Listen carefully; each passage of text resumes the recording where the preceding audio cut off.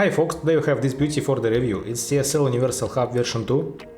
It costs about 150 euro if you buy it standalone or 200 euro if you take it together with the rim. So it's Universal Hub means that you can use any wheel you wish together with it. In this video we will cover common features, drawbacks. Also I will share my experience after 1 year of usage of this particular CSL Universal Hub together with this R300 gold coated wheel. This is my personal wheel and I owe it about for a year already. Initially I was in search for affordable wheel with a lot of the buttons placed under your thumbs. As I had it for G29, it's very convenient, so you can access any feature of the car during the race or the setup changes without leaving your hand from the wheel rim, for instance to adjust your rotor encoder or something as well. So I found this piece of gold. Let's talk about the buttons. First of all, they are placed very well under your thumbs, so it's very easy to access them during the race to adjust your traction, ABS or anything else related configuring to your next pit stop, without taking off the hand from the wheel. Overall button feels tight and good when you press them, so it's really need to put some effort in order to push it down. The main disappointment for me was about those function switch. They work in bidirectional way, only up and down, and you cannot use it as a horizontal button, so you lost about 4 actions in total you can bind. This hub have 7-way position joystick, so you can use it as a joystick pushing left, up and down, also pushing on it to confirm some action, and rotate it as a rotary encoder left and right. Personally I use it to adjust the brake bias of the car. Button block have a bit of flex and doesn't feel very tight and sturdy when you press it. You can note that it have some flex. It won't bother you during the race, but of course if you are using more wider adjustment for the button blocks, the flex will be higher. But for adjustments we will cover it later on.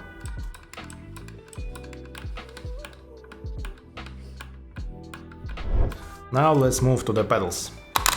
We have only one pedal on each side for the downshift and upshift, and I can't say anything good about them, even I had one issue, so I will cover it later.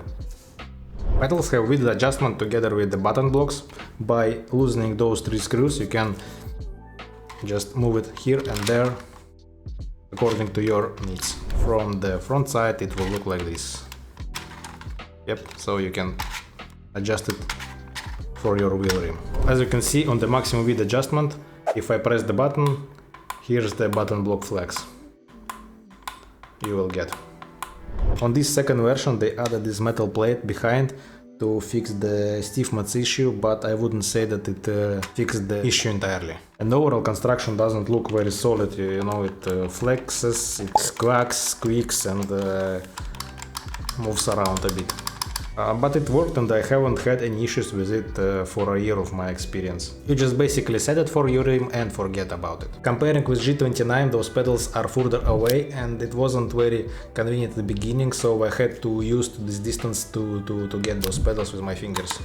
Also, it's not very convenient to access the pedal when you have the high steering angle and your arm is bent, so it's harder to get it pedal with your finger. Fanatec states that this Universal Hub supports 3/50mm or 6/70mm pattern rims, so we can put here anything from Momo, Spark or OPC manufacturer, but you need to take into account the wheel form factor. If it's too dished, you might not reach the pedals with your fingers, so take into account that your rim should be enough plane with the base of the Universal Hub and you can get to the pedal. And here's how Universal Hub looks itself when the rim is taken off. So you have these holes, depending on the wheel platform you want to apply on it, and you see that the surface of the rim is flat with the buttons. And here's the distance for the pedal, in case you want to apply any custom rim and you don't know how it will roll. So yeah, make sure that the rim will go over the buttons. They can adjust in the width, but anyway, so this is how it looks like. It also have display on the Universal Hub, so it can display your speed, gear change, traction or ABS, but I personally don't use it, so when you're focused on the race you rarely focus on your wheel to check what's shown on the display. It's more easier to get this data from the screen you have in front of you. So the Universal Hub supports PC, of course, some functionality on PS4, but better double check it with documentation, and it does not support any Xbox consoles. Also with the proper QR1 non-light steel MAF, you can get the whole power from the direct drive base without any limitation. I wouldn't also recommend it to use it with the QR1 light because of the QR1 light issue. It might break itself and break those pins you have on your wheel, but it can just and your wheel is done. Don't use the light one. Even on the low 5 Newton meters bases they break out. Now let's talk about the failures I had for this year of owning this wheel and driving around 500 hours in the ACC. So first of all, those screws that holds the rim unscrewed. And in some high torque corners I started to feel some clicking on the hands and also hearing it that when the force feedback direction changes. I was thinking that it's the quick release issue here or even in the base. So I spent some time figuring out maybe this shaft moves there or this muff have something. I wasn't able to understand because this is kind of stiff, this is kind of stiff.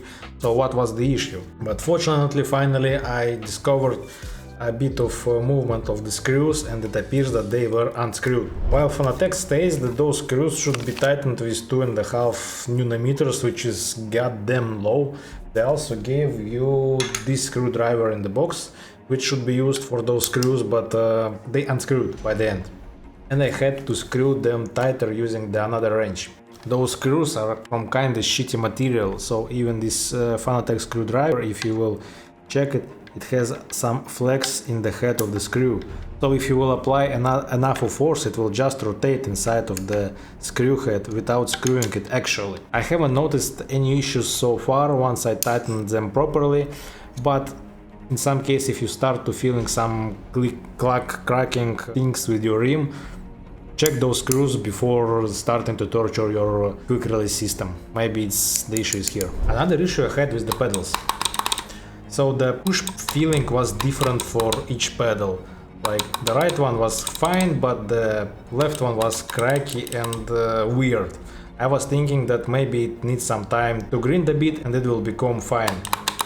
So at some point I gave up and decided to take it apart and check what's wrong with this pedal. The assembling process is kinda simple, you just remove this plate with those screws, unscrew those screws from those skull and assemble it. I took it apart and it appears that spring that should return this pedal back was not properly aligned and was placed on the degree, so it wasn't work as it should.